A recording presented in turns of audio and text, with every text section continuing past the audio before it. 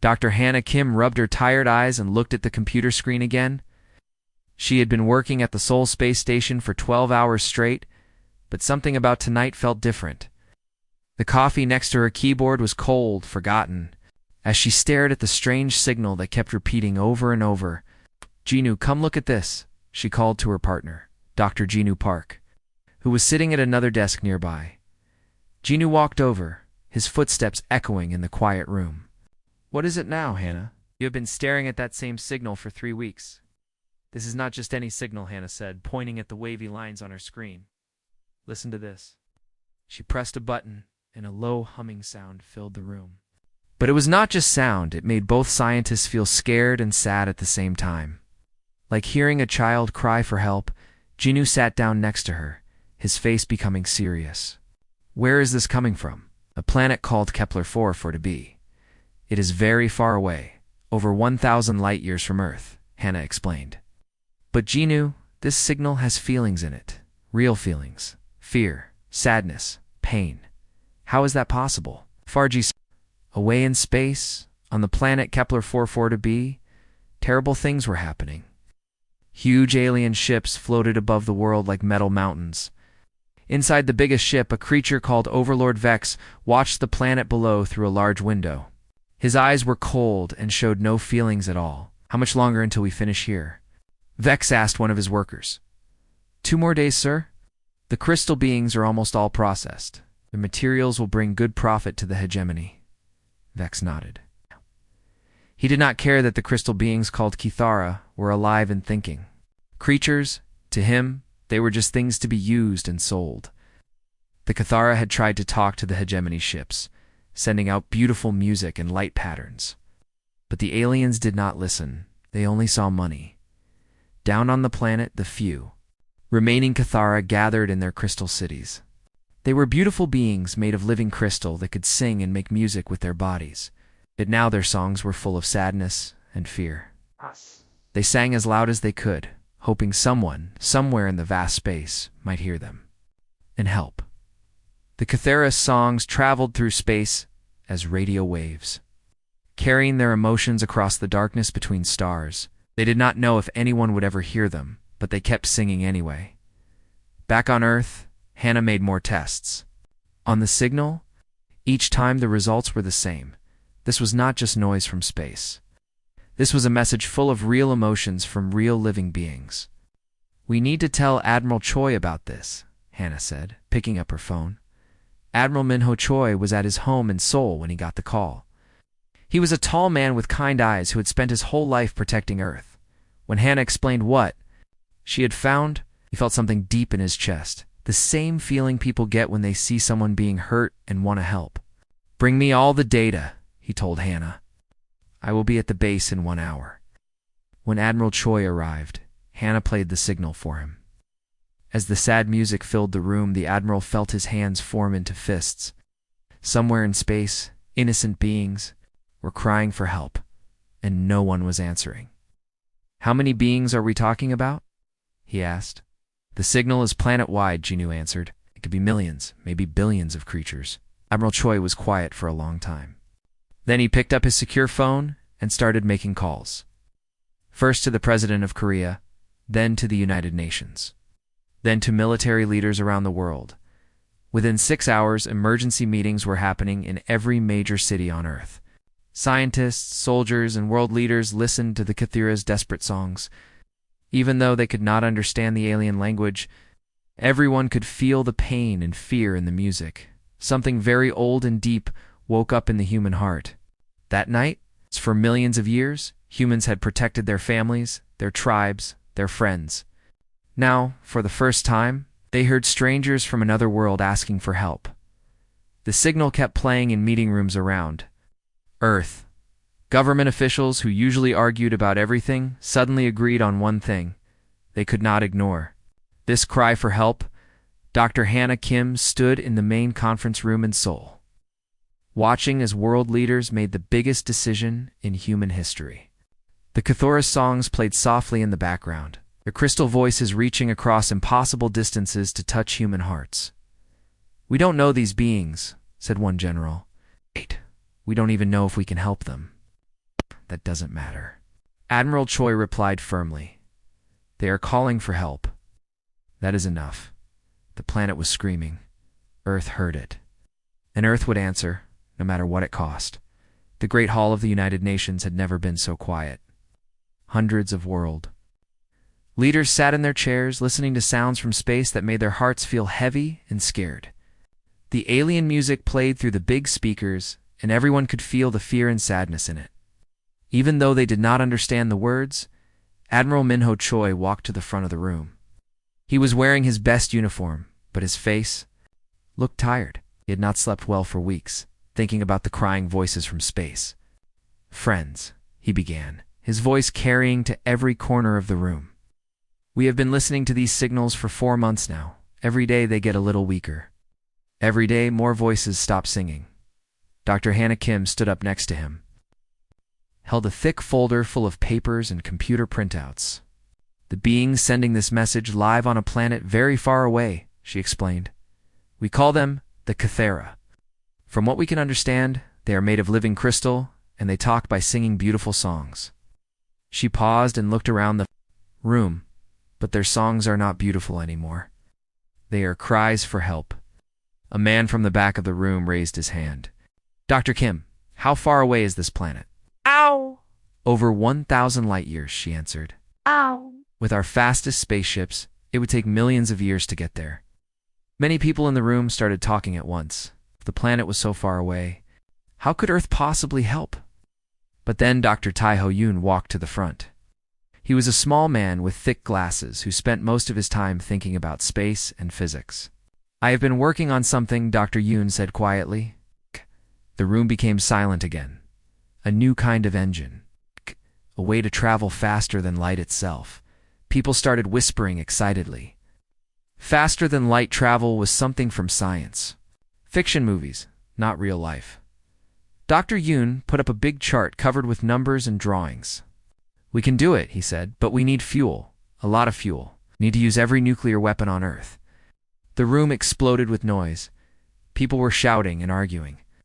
Nuclear weapons were the most dangerous things humans had ever made. Using them all at once could destroy the entire planet. Wait, Admiral Choi called out. Let him explain. Dr. Yoon adjusted his glasses nervously. We convert the weapons into a special kind of fuel. If we do it right, we can power a ship to travel between the stars. If we do it wrong. He did not need to finish. Everyone knew what would happen. Then, Dr. Sumi Lee stood up. She was a language expert who had been trying to understand the alien songs. I have translated more of their message, she said, her voice shaking. They are not just asking for help. They are saying goodbye. Crystal beings are being killed. Even their children.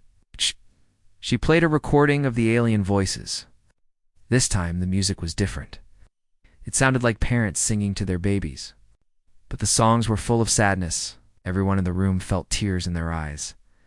How long do we have? Asked the president of Brazil. Days, maybe weeks, Dr. Hannah Kim replied. The signals get weaker every day. Soon, there will be no one left to sing.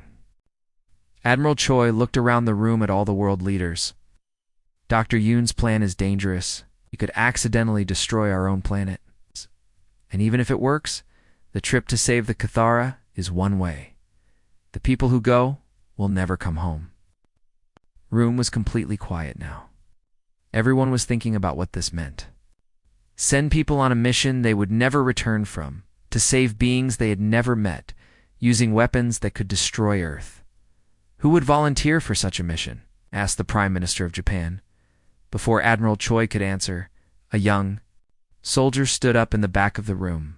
I will go, she said loudly. Her name was Captain Juan Han, and she worked on the space stations around Earth. Then another person stood up. I will go too. And another. And another. Soon, hundreds of people in the room were standing, all volunteering to give their lives for strangers from space. Admiral Choi felt his eyes fill with tears. We will need to work together like never before, he said. Every country, every person. We will need engineers to build the ship, soldiers to fight, and scientists to solve problems we have never seen before. The vote was simple. Every single country said yes.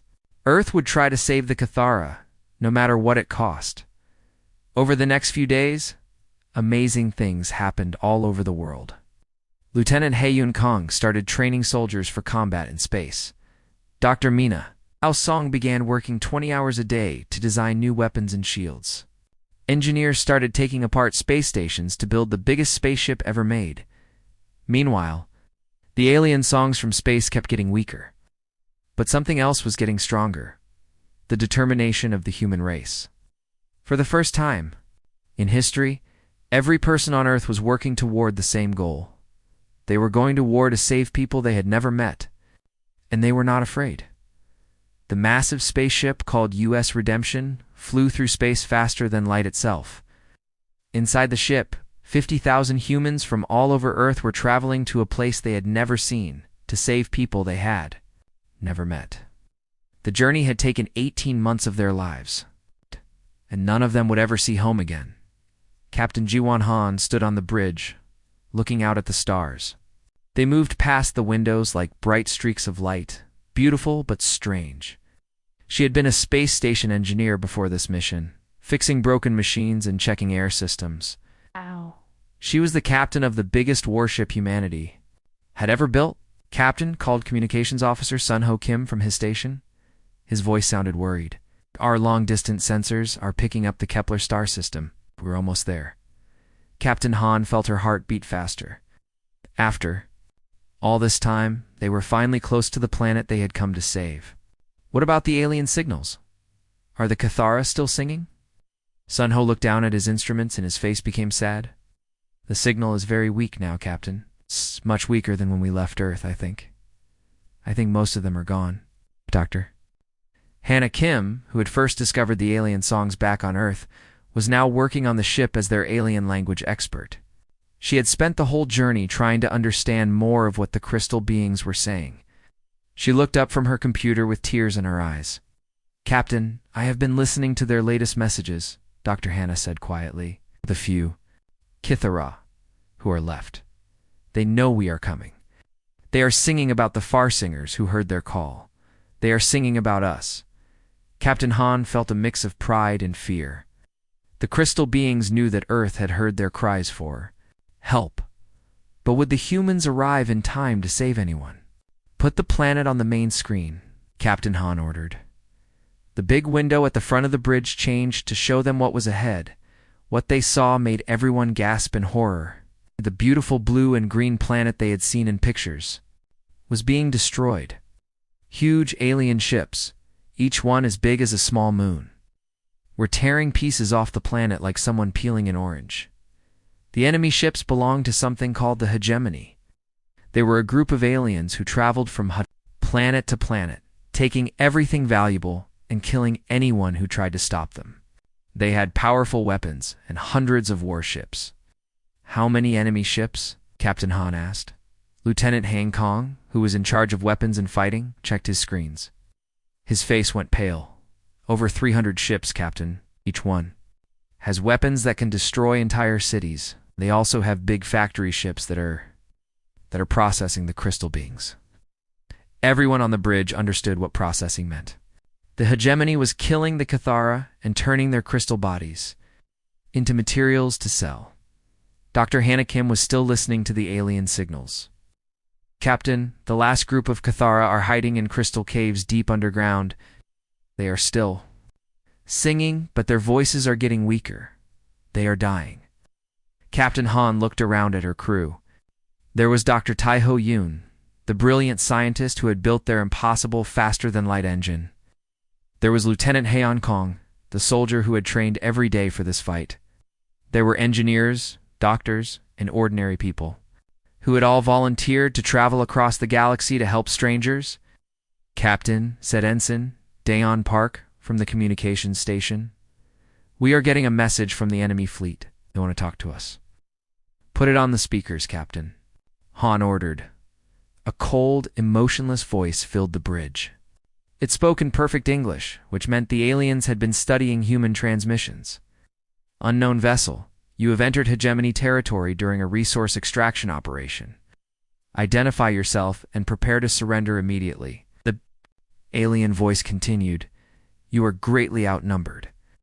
We have over 300 warships. You have one. Surrender now, and we will grant you a quick death." Captain Han looked at the faces of her crew again. These people had left their families, their homes, their entire world behind. They had traveled for 18 months through the darkness of space. They had known from the beginning that this was a one-way trip. "Ensign Park," Captain Han said calmly, "open a channel to the hegemony fleet." "Channel open, Captain." Captain Han stood up straight and looked directly at the screen showing the enemy ships. When she spoke, her voice was strong and clear. "This is Captain Jiwan Han of the United Earthship Redemption. We have traveled over 1,000 light-years to answer a cry for help. We did not come here to surrender." She paused and looked at her crew one more time. "We came here to show you what happens when you hurt innocent people and Earth finds out about it." The enemy commander's voice came back, sounding amused. "One ship against our entire fleet? You humans are either very brave or very stupid." Captain Han smiled, but it was not a happy smile. It was the smile of someone who had made peace with dying for something important. "You are about to find out which one." Overlord Vex sat in his command chair aboard the biggest hegemony warship, looking at the small human vessel on his screen. He had conquered hundreds of planets and destroyed countless civilizations. This single Earth ship did not worry him at all. "Sir," said Subcommander Nex, standing beside him, "should we destroy the human ship now?" Overlord Vex laughed, a cold sound that had no warmth in it. "No, let them watch us finish taking the crystal resources first, and we will kill them slowly. I want them to see how hopeless their mission is." On the planet below, the huge hegemony, machines continued tearing apart the beautiful crystal cities of the Cathara. The few remaining crystal beings huddled in deep caves, their songs now just whispers of fear and sadness. But aboard the U.S. Redemption, something incredible was happening. Dr. Taiho Yoon, the scientist who had built their faster-than-light engine, was making final changes to his greatest invention. His hands moved quickly over the controls as he prepared to do something that had never been tried before. Captain Dr. Yoon called to Captain Juan Han. "I can turn our engine into a weapon. A very big weapon. But if I do this, our ship will be destroyed completely." Captain Han looked around the bridge at her crew. These brave people had given up everything to come here. They had always known they would not go home. "Do it," she said simply. Dr. Yoon nodded and began typing commands into his computer. The ship's engine, which had carried them across impossible distances, began to change. Instead of pushing them through space, it was becoming something much more dangerous. "All hands, prepare for final battle," Captain Han announced over the ship's speakers. Her voice reached every person on the ship, 50,000 humans who had volunteered to die for strangers. Overlord Vex was still watching his screen, waiting to enjoy the humans' defeat when something strange began happening. The human ship started glowing with bright white light. His instruments began showing readings that made no sense. "What are they doing?" he demanded. Before anyone could answer, Captain Jiwan Han's voice came over the radio one last time. It was calm and strong, like someone saying goodbye to old friends. "For those who cannot scream back, Earth screams for you." Then the UES Redemption became a star. Dr. Taiho Yoon's engine did not just explode. It tore a hole in space itself. The light was so bright it could be seen from planets 3 star systems away. The explosion ripped through the hegemony fleet. Like thunder through paper, Overlord Vex's mighty warship was torn apart in seconds. The alien who had destroyed so many worlds did not even have time to scream. But the humans were not finished. As the great explosion faded, thousands of smaller ships appeared from where the Redemption had been. These were escape pods, repair shuttles, and research vessels that had been hidden inside the big ship. Each small ship carried human volunteers, who had one final job to do. Lieutenant Haeon Kong flew his fighter straight into the heart of a hegemony factory ship. The ship was processing captured Cathara, turning living crystal beings into raw materials. His fighter's explosion destroyed the entire factory, freeing hundreds of crystal beings who were still alive. Dr. Minasong, who had spent months designing new weapons for the mission, piloted her converted research ship directly into the engine room of another enemy warship. The explosion chain reacted through the ship's power systems, destroying it completely. Chief Engineer Sejin Lee and his team had hidden nuclear bombs throughout their small ship. They flew directly into the command center of the hegemony's biggest remaining vessel and detonated all the bombs at once. The enemy commanders never saw them coming. All across the battlefield, humans were sacrificing themselves to save the crystal beings. Each person knew they would die, but they also knew their death would help destroy the ships that were killing innocents. The hegemony had conquered thousands of worlds. They had destroyed civilizations that were millions of years old. They had weapons that could crack planets and armies that had never been defeated. But they had never fought anyone like humans before. Humans did not fight for conquest or profit. They fought for people they had never met, on a world they had never seen. They fought because it was right, and they were willing to die to prove it. When the battle was over, the space around Kepler 4 to B was filled with floating pieces of destroyed hegemony ships. Not a single enemy vessel remained whole. The mighty fleet that had seemed invincible was now just scrap metal drifting in the darkness, down on the planet's surface. Something beautiful happened. The surviving Cathera emerged from their hiding places in the deep caves. Their crystal bodies began to glow and sing again, but this time their songs were not cries for help. They were songs of gratitude and amazement. The crystal cities that had been partially destroyed began to grow again, rebuilding themselves with new formations that sparkled in the light of their sun. The Cathera's music carried up through space, a song of thanks to the far singers from Earth who had heard their call and answered it. Earth had kept its promise. The planet that had screamed for mercy would scream no more. 6 months had passed since the great battle at Kepler 442. Dr. Hannah Kim, now an old woman with gray hair, sat at her desk in the Seoul space station, same desk where she had first heard the Kithra's cries for help so long ago. Today was different. Today, she received a message that made her hands shake with joy. The message came directly from the Kithra homeworld, spoken in perfect human language. The crystal beings had spent months learning to speak like humans, and their words were simple but beautiful. Far singers of Earth, the galaxy has heard your song. We are no longer alone. Dr. Hannah Kim wiped tears from her eyes as she listened to the message over and over. The Cathara were alive. Their crystal cities were rebuilt and growing stronger every day. The sacrifice of 50,000 brave humans had not been in vain. But the Cathera's message was not the only surprising thing happening. All across the galaxy, amazing news was spreading. The story of Earth's impossible journey to save strangers had traveled from world to world, carried by traders, explorers, and refugees from the old hegemony empire, on 1,000 different planets. Beings who had lived in fear of the hegemony heard about the humans who had given their lives to save people they had never met. The story gave them courage they had never felt before. The Zephyrians, who were made of gas and light, rose up against their hegemony overlords. Verdani, who looked like walking trees, stopped sending tribute to the empire. The Mechanists, who were part robot and part living being, began building weapons to fight back.